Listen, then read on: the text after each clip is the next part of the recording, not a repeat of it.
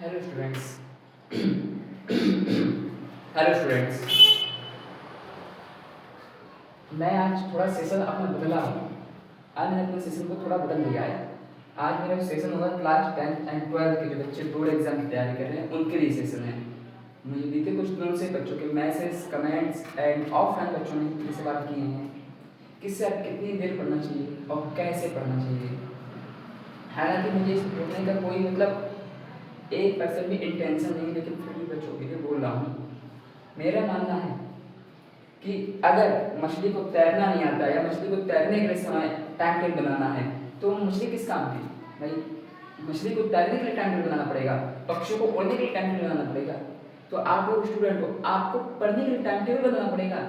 ये कोई सही बात नहीं है। लेकिन फिर भी अगर बच्चों को पूछा है तो मैं पर डे का नहीं बनाऊंगा, मैं आपको हफ्ते और महीने का बनाऊंगा। क्योंकि ऐसा होता है कि बच्चे जो हैं डे का बनाते हैं और मान लो किसी दिन उनको कोई काम लग गया तो वो डिस्कनेक्ट हो जाएगा डे, तो फिर उन्हें थोड़ा सा ऑकवर्ड फील होगा। इसलिए और अगर आप एक महीने में 20 से 25 दिन लगातार पढ़ पा रहे हैं अपने टाइम टेबल के अनुसार तो आप बिल्कुल सही पढ़ रहे हो, तो फिर आपको हेडेक लेने की कोई ज़रूरत ही नहीं है। आप हेडेक लीजिए ही ना अगर आप महीने में 20 से 25 दिन पढ़ पा रहे हो। मेरा मानना है एक वीक में 7 दिन होंगे, 7 चौक 28 घंटे आपको कम से कम पढ़ना होगा, मिनिमम 28 आवर। ठीक है, मैं 10th वालों की बात कर रहा हूँ, 10th स्टैंडर्ड। ठीक है, कितनी देर? 28 घंटे। 28 घंटे में मैथ, इंग्लिश, हिंदी, साइंस और यही 4 सब्जेक्ट में हैं। एक आपको अच्छा SST, तो वही ना मैंने मेरे सब्जेक्ट में बोल रहा हूँ। मतलब एक हो गया आर्ट। ठीक है, आर्ट का मैक्सिमम 1 आवर, हफ्ते में 1 घंटे। ठीक है, बचे कितने? 27। एक नहीं आप 2 कर लीजिए, हो सकता है किसी खराब। अब 26 घंटे में मैक्सिमम समय उस सब्जेक्ट को दीजिए इनमें से आपको जो सब्जेक्ट थोड़ा कम आता है, जिसमें आप थोड़ा कम परफॉर्मेंस अच्छी कर पा रहे हो, आपको आवश्यकता हो। और साथ साथ आप एक पेज बनाना, जब पेपर देने जाना एक पेज बनाना। ठीक है, जैसा मैं कहता हूँ वैसा करना है। गारंटी दे रहा हूँ 85 से कम तो बनेगी नहीं, कैसे 85%। जैसा मैं कहता हूँ वैसा करिए। सबसे ज़्यादा समय दीजिए उस सब्जेक्ट को जिस पे आपकी कमांड कम है। मान लीजिए किसी बच्चे की कमांड है इंग्लिश पे कमजोर है, इंग्लिश में उसकी कमांड कम है, तो कम से कम यहाँ पे 26 घंटे बच रहे हैं, मिनिमम हफ्ते में 10 घंटे इसको दे दीजिए। अब बचे कितने? 16 घंटे। अब ये देखिए उससे कम कमांड जिस पे मान लीजिए मैथ में 6 घंटे दे दीजिए। अब कितने बचे? 10 6 16 होगा। अब बचे 10 घंटे। अब 10 घंटे को इन 3 सब्जेक्ट में दे दीजिए, जिसमें सबसे ज़्यादा रखिए साइंस को, जिसमें रखिए 6 घंटे इसको। बचे कितने? 4 घंटे, 2 घंटे इसको और 2 घंटे इसको। पर्याप्त है, हफ्ते में 2-2 घंटे अगर इनको देंगे तो पर्याप्त है। और दीजिए इस तरह से, मान लो चैप्टर फर्स्ट आपने पढ़ा, हम अपने से बात कर रहे हैं, इसी हिसाब से मैं SST प्लस साइंस की बात कर रहा हूँ। ठीक है,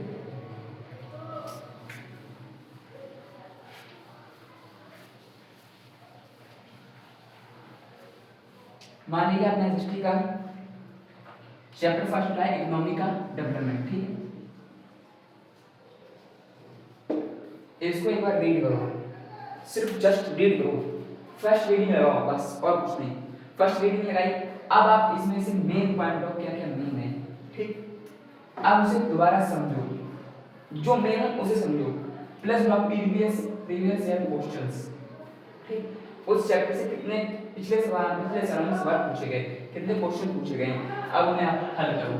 ठीक है, प्लस इसके बनाते चलो सिनॉप्सिस।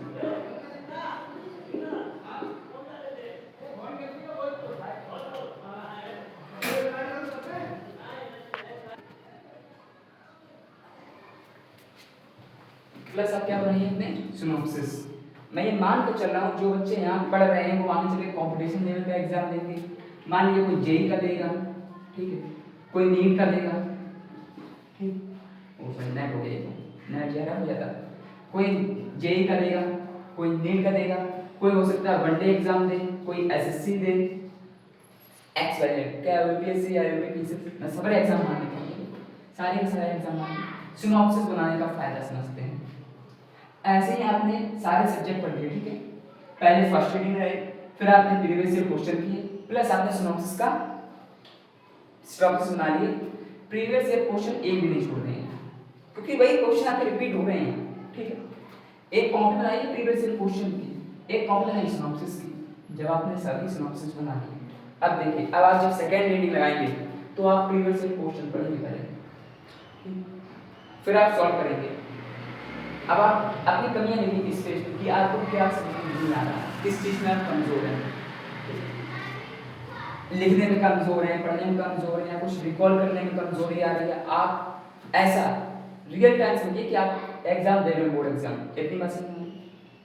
प्लस अब जब दोबारा रीडिंग करेंगे आप सिनॉप्सिस पढ़ेंगे, सिनॉप्सिस पढ़ेंगे, खत्म करेंगे कहानी, सिनॉप्सिस पढ़ना। अब जब आप सिनॉप्सिस में कर रहे हैं तब आप खोलेंगे चैप्टर को, इतनी बात समझ में आई।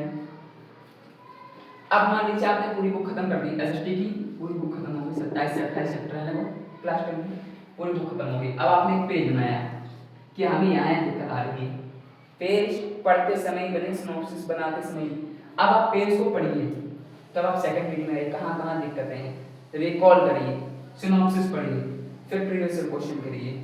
जब आप पेपर देने जाए कम से कम 10 दिन पहले एक काम आप करें, यहाँ देखिए चैप्टर नंबर फर्स्ट पढ़ लिया, हाँ, प्रीवियस ईयर क्वेश्चन कर लिया, हाँ, सिनॉप्सिस कर लिए, हाँ, इस तरह से टिक लगाइए। मान लीजिए चैप्टर नंबर सेकंड आपने सही से रीड नहीं किया, अभी आपको डाउट है उसमें, याद कर लिए, आपने उसके नोट्स बनाए सिनॉप्सिस बनाए नहीं, इससे क्या होगा, ये तो सिनॉप्सिस वाला कुछ कोई बात नहीं है तो भी कोई दिक्कत नहीं, लेकिन ये दो अब आप देखिए जहां जहां को कट्टा लगा आपको पहले रिजल्ट मालूम जाएगा, आपको 10 दिन पहले मालूम चल जाएगी कमाई कहाँ कहाँ कमियां हैं, अब उनको सुधार कीजिए। और अगर ये सब कंप्लीट है तब आप पेपर देने जाइए, आपको अंदर से एक आत्मविश्वास हो जाए कि हाँ इस बार मेरा पेपर अच्छा जाएगा। यही टेक्निक आजमाइए, आपके नंबर अच्छे ही आएंगे। ये तो एक क्लास 10 का याद रखना, सिनॉप्सिस इसलिए जरूरी है कि आप जब सेकंड रीडिंग लगाएंगे तो आपका समय बचेगा, समय जरूरी है, समय आप ज़्यादा दीजिए प्रीवियस ईयर क्वेश्चंस को बस। और ये याद रखिए अगर आपके महीने में 25 दिन से ज़्यादा पढ़ाई हो जा रही है, 20 से 25 दिन के बीच में पढ़ाई हो पा रही है, आपकी पढ़ाई बिल्कुल अच्छी चल रही है, आपको हेडेक लेने की बिल्कुल ही जरूरत है ही नहीं, तनाव बिल्कुल मत लीजिए कि बोर्ड एग्जाम कोई हुआ नहीं है। और एक मैंने देखा बच्चों के अंदर एक बात चलती है, a sheet of paper cannot decide your future but it is decide your sincerity। एक पेपर का टुकड़ा आपके भविष्य को निर्धारित नहीं करता, लेकिन ये निर्धारित करता है कि आप कितने उस समय सतर्क थे, अपनी पढ़ाई के लिए कितने जागरूक थे, ये डिसाइड करता है। बहुत से लोग कहते हैं ऐसी लोग, मैंने भी एक दो बार कहा है ऐसे लोग करना डिसाइड फ्यूचर नंबर कमा के ये बात मार दिया, लेकिन ये डिसाइड करता है कि आपके पास कोई और काम नहीं था, आपके ऊपर कोई और जिम्मेदारी नहीं थी, आपने अपनी जिम्मेदारी भाई जिम्मेदारी क्या आपको पढ़ना, आपने उसका निर्वाह किस प्रकार किया है, ये आपका डिसाइड करती है एक शीट ऑफ पेपर।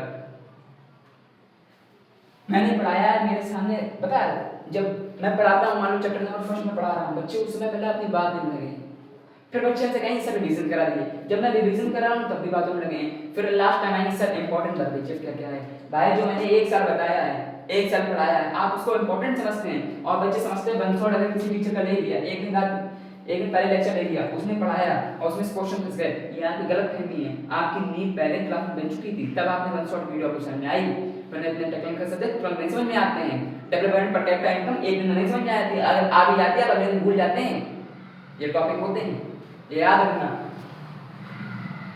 अगर मान लो आपने बचपन में ABCD नहीं पढ़ी होती, मान लीजिए अल्फाबेट्स नहीं पढ़े होते, तो क्या मैं आपको यहाँ पढ़ा डेवलपमेंट, क्या आपको डेवलपमेंट लिखना आता नहीं, तो आपकी जो नीड डिसाइड होता है बहुत पहले उसका होता है, आपका माइंड सबकॉन्शियस माइंड रख देते हैं, या फिर जो आप पढ़ते हैं आप भूलते नहीं हैं, फिर जब टीचर पढ़ाता है आपको रिकॉल हो जाता है, इसलिए आपका माइंड भर जाता है। और मेरी एक बात याद रखना, जो पढ़े हैं एक हफ्ते दोबारा उस चीज को पढ़ लें, आप नहीं भूलेंगे, फिर एक महीने बाद पढ़ें, इस तरह से सिनॉप्सिस इसीलिए बनवाता हूँ मैं, सिनॉप्सिस का यही काम है कि आप जब सेकंड रीडिंग लगाएंगे, थर्ड रीडिंग लगाएंगे तो आप सिनॉप्सिस पढ़ेंगे, सिनॉप्सिस में आपको तुरंत चैप्टर बोल दो बस खत्म कहानी। अब इसका फायदा क्या होगा देखो, आपने डेवलपमेंट चैप्टर पढ़ा, डेवलपमेंट में एक चीज आई थी per capita income fix I थी। आपने पीसीआई पढ़ा, होता क्या है, इसका मतलब क्या है, यानी कि नेशनल इनकम बटे टोटल पॉपुलेशन। ठीक है, ये आपने सिनॉप्सिस में लिख दिया। अब आपने नेशनल इनकम की परिभाषा लिख दी। अब आप जब भी चैप्टर पढ़ोगे तो अपनी कहानी नहीं पढ़ोगे, पीसीआई पर कैपिटा क्या होता है, क्या होता है याद आ गया। अच्छा, नेशनल इनकम बटे पॉपुलेशन, ये होगी पीसीआई पर कैपिटा इनकम। अब आप जीवन में कभी भी आप दोबारा वनडे एग्जाम की तैयारी करोगे, आपको पीसीआई मालूम चलेगा। मान लो इस समय 6380, मैं एग्जांपल ले रहा हूं, ये रियल नहीं है, $6380 है। ठीक है, मैंने एग्जांपल दे दिया। अब आपको मालूम चलो पीसीआई होता क्या है। आप भूल, आपने तुरंत क्लास 10 के नोट्स का देखा, चैप्टर फर्स्ट में ही इतनी जगह लिखा पीसीआई होता क्या है, कॉपी का पेज इतना बड़ा, इतनी जगह लिखा पीसीआई होता क्या है, बस खत्म, कहानी पढ़ लिया। सिनॉप्सिस इसलिए जरूरी है, आपने समय का सदुपयोग कीजिए। सदुपयोग क्या, प्रीवियस क्वेश्चन नहीं बना, बस कुछ और नहीं है। आप अपना मैक्सिमम टाइम उस सब्जेक्ट को दीजिए जिसमें आप कमजोर हैं। रिजल्ट एक सब्जेक्ट से नहीं होता। मान लो आपको सबसे अच्छा साइंस लगता है, आपने साइंस में 100 में से लिया 98 नंबर, मैं मानता हूँ आप 30 मार्क का आपने 100 में से 100 नंबर साइंस में रखे। ठीक, इंग्लिश में आपके 60 हैं, मैथ में आपके 80 हैं, हिस्ट्री में आपके 70, आर्ट में आपके 90, 3 तो 5, हिंदी में आपके 90 मान लेते हैं। तो क्या आप टॉप करेंगे? नहीं, आपका रिजल्ट आपके अच्छे सब्जेक्ट के साथ साथ आपके कमजोर सब्जेक्ट से होता है, क्योंकि आपको 6 सब्जेक्ट के पेपर देने हैं, आपके 6 सब्जेक्ट 100 नंबर के हैं, याद रखना। ठीक है, अब आप एक क्लास लगवा लीजिए, कुछ नहीं करना, बस सब्जेक्ट चेंज हो जाएंगे भाई, फिजिक्स केमिस्ट्री मैथ, या मैथ या बायोलॉजी, हिंदी इंग्लिश।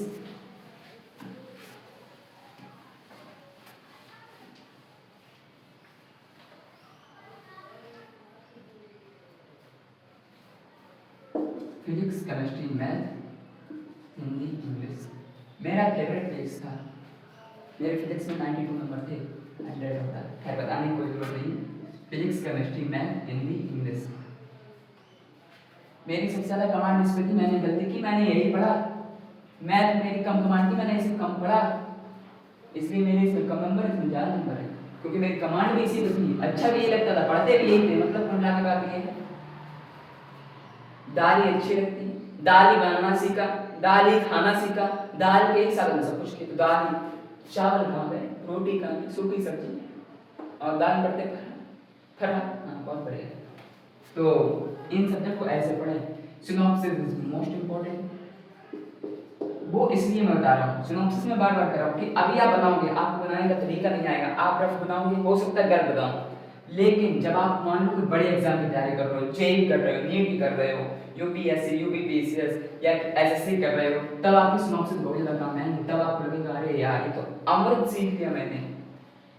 क्योंकि ऐसा होता है जेईई मेंस में एक सब्जेक्ट इतनी कॉपी बन जाएंगी आपकी, 6 7 रजिस्टर बढ़ जाएंगे, तो क्या आप एक दिन पहले के 6 7 रजिस्टर पढ़ सकते हो? ये संभव ही नहीं है। क्या किया, 6 रजिस्टर को 2 रजिस्टर में चेंज कर दिया सिनॉप्सिस में। एक आपके अंदर आत्मविश्वास आएगा, साइकोलॉजिकल, समझो साइकोलॉजिकल कि भाई 2 रजिस्टर में पढ़ सकते हैं, पढ़नी सिनॉप्सिस इसलिए जरूरी है। आइए समझते हैं। इन लोगों को 30 घंटे दे दो, 12 आवर, एक वीक में 30 घंटे को मैक्सिमम, बस ज़्यादा नहीं, 30 घंटे इतना बहुत है, इतना सफिशिएंट है। मान लीजिए किसी बच्चे को अच्छी लगती है मैथ की सब्जेक्ट, उसे बायोलॉजी बहुत अच्छी लगती है और वो 30 घंटे 15 घंटे लगातार बायोलॉजी पढ़ता है, नहीं, यही गलती कर रहा है। अगर बायोलॉजी अच्छी लगती है तो सबसे ज़्यादा ये ना पढ़ो, सबसे कमजोर मान लो सब फिजिक्स है, ज़्यादातर बच्चों का ऐसा नहीं होता, फिजिक्स या केमिस्ट्री बंटाकार होता है, और कुछ हिंदी मीडियम वाले बच्चों की उनकी इंग्लिश कमजोर होती है। मान लीजिए आपकी फिजिक्स कमजोर है तो आप 8 घंटे फिजिक्स को दे दो हफ्ते में, बस, जिसमें सबसे ज़्यादा तो आप न्यूमेरिकल बहुत ज़्यादा आते हैं। अगर आपको थ्योरी लिखने में समझ देखो गलत, न्यूमेरिकल को ठीक और डेरिवेशन, ठीक है, सबसे ज्यादा समय 8 घंटे पढ़ा, उसमें 5 घंटे में डेरिवेशन न्यूमेरिकल की है। सवाल लगाने की चेष्टा करें, ना कि थ्योरी पढ़ने की। थ्योरी में लिखा होता है और न्यूमेरिकल और डेरिवेशन आपको समझा दें किस तरीके से थ्योरी बनती है, समझ में आया? आइए केमिस्ट्री में 8 घंटे इसको दे दिए, बचे कितने 22 घंटे। अब आपकी मान लो इंग्लिश कमजोर है, 4 घंटे इसको दे दूँ, नहीं 4 बहुत कम हो गया है, 4 ज़्यादा ही कम हो गए, कमजोर है तो 6 घंटे। 8 से 14 बचे कितने 16 घंटे। 16 घंटे में आपने दे दिए इसको सबसे ज़्यादा 6 घंटे, बचे 10 घंटे, 10 घंटे बचे ना। अब इसको दे दिया आपने 6 घंटे, बचे कितने 4। इस तरह डिवाइड करें। सिनॉप्सिस बहुत जरूरी है, वरना आपको आगे चल के दिक्कत होगी। और सिनॉप्सिस बनाने बैठ गए और आगे चल के आपको मालूम चलेगा कि हाँ सर ने एक अच्छी राय दी थी। ये तरीका सबसे अच्छा सिनॉप्सिस बना के पढ़ें। और प्लस एक पेज बना लो भाई, अपना भी तो फीडबैक लेते चलो कि हमने क्या क्या किया है। मान लो चैप्टर फर्स्ट कंप्लीट एकदम पढ़ लिया हमने, कोई इसमें मतलब कोई भी फिजिक्स में चैप्टर फर्स्ट 4 न्यूमेरिकल चारों पढ़ लिए, हमें एक भी न्यूमेरिकल दे दिया जाएगा मैं लगा दूंगा। 4 डेरिवेशन चारों लगा सकता हूँ मैं, चारों प्लग कर सकता हूँ, थ्योरी बिल्कुल कंप्लीट है प्लस सिनॉप्सिस। मान लीजिए अगले चैप्टर आपकी डेरिवेशन नहीं सही है, डेरिवेशन नहीं कर पा रहे तो उसमें लगा दिया फर्स्ट एंड सेकंड डेरिवेशन हमसे थोड़ा कंफ्यूजन में है, अगले चैप्टर में ऐसे करके चलेंगे तो आपको लास्ट में रिजल्ट मालूम चल जाएगा कि आप कितने पानी में। एक महीने पहले एक दूसरे से दोबारा बस तैयारी आपकी शुरुआत से लेकर लास्ट तक इतनी होनी चाहिए 30 घंटे एक हफ्ते में, ठीक है। और जब लास्ट में पहुंच जाओ, नहीं फरवरी बहुत लेट हो गया, दिसंबर जनवरी एंड फरवरी, अब आपकी 30 घंटे की जगह 40 घंटे 50 घंटे हो जाने लगभग बस, ठीक उसी हिसाब से एवरेज उसी हिसाब से बढ़ाओ जो सब्जेक्ट कमजोर है, इसके अलावा कुछ भी नहीं। और मैं लास्ट में फिर कह रहा हूँ, अगर मछली को तैरने के लिए टाइम टेबल बनाना पड़े तो बेकार है, ऐसी स्टडी बेकार है। मान लीजिए बरसात हो रही है, आप उस दिन स्कूल नहीं गए, एक बात दिमाग लगाइए, बरसात हो रही थी, क्या आपके पिताजी ने काम करना छोड़ दिया था उस समय? एक बार अपने सवाल पूछो, बरसात हो रही थी उस दिन पिताजी ने काम करना छोड़ दिया था, या बरसात हो रही थी माता ने रोटी नहीं बनाई थी उस दिन? जिस दिन गर्मी ज़्यादा है, पढ़ना मैं मानता हूँ दुनिया का सबसे सरल काम है पढ़ना, उसका रीजन देता हूँ। आप स्कूल में गए, स्कूल में बैठे, गर्मी का टेम्परेचर, भाई गर्मी का मौसम है, मान लीजिए टेम्परेचर 40 डिग्री सेल्सियस, पंखे में बैठे उस समय, घर में माता जी उसी 40 डिग्री सेल्सियस, उसके लिए गर्मी तो उतनी हो रही है ना। माता जी रोटी बना रही है कि मेरी बिटिया मेरे लल्ला आने वाला होगा, मेरा बच्चा आने वाला होगा, उसको गर्म गर्म खाना खिलाएंगे, 40 डिग्री सेल्सियस वैसे, और मम्मी ने गर्मी में, ठीक है, गैस जला रही, खाना बन रहा है, तो ऐसा नहीं कि टेम्परेचर कम हो जाएगा रसोई में, टेम्परेचर तो उल्टा बढ़ेगा, 3 डिग्री सेल्सियस और बढ़ गया, यानी 40 हो गया 45, कितना हो गया 45 डिग्री सेल्सियस। उस गर्मी में वो खाना बना रही है और बस उसका मोटिवेशन क्या है कि मेरा बच्चा आ रहा है उसको खाना खिलाएं गरम गरम, और बच्चे का मोटिवेशन सुनो, स्कूल से पढ़ के आए हैं, ये बैठेगा मम्मी खाना लगाओ जल्दी, कोई काम नहीं कोई ये नहीं, मम्मी का आराम भी कर लिया वहां से, मम्मी उस समय बर्तन धो रही कपड़े धो रही है, फिर उठ के आज बहुत थक गए आज नहीं पढ़ेंगे, धिक्कार है जिंदगी। पिताजी आपको कमा के लेके आ रहे हैं उसी गर्मी में, उन्होंने काम नहीं बन गया ना, और वो सिर्फ इसलिए पढ़ा रहे हैं कि मेरा बेटा पढ़ जाए, सैलरी क्या वो लेंगे आपकी?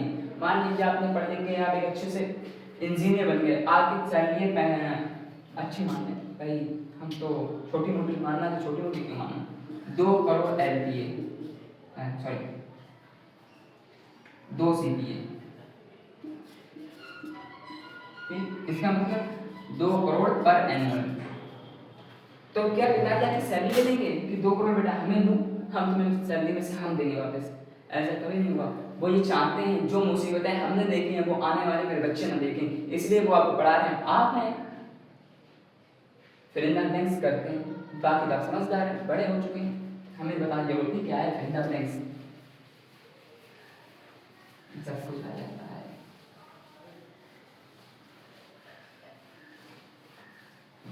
बाकी मेरी आप लोगों के साथ बहुत बहुत शुभकामनाएं। ये समय छुट्टियों का है, कैसे आप छुट्टियां मनाइए, लेकिन थोड़ा पढ़ाई भी कीजिए।